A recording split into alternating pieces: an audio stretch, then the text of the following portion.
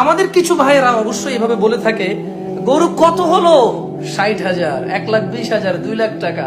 ও মাশাল্লাহ, জিতে গেছেন, এই বাজারে এই দামে তো গরু পাওয়াই যায় না। দেখুন, মুসলিম জনতাকে বলতে চাই, গরু অথবা ছাগল সস্তায় কিনে জিতে যাওয়া যায় না কোরবানিতে।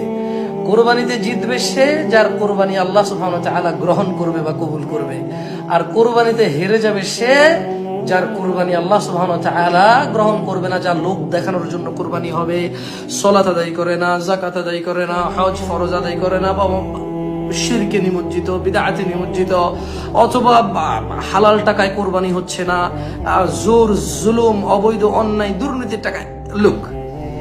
তাহলে আমি মনে হয় হালকা করে বুঝাতে পেরেছি আপনাদেরকে যে কোরবানির গরু কিনে যারা জিতে যায় তারা হয়তো গোশতে জিতে যায়, আর কোরবানি জিতে যাবে সে যে আল্লাহর জন্য গরু বাছাই করবে, আল্লাহর জন্য গরু জবাই করবে, আল্লাহর জন্য উৎসর্গ করবে।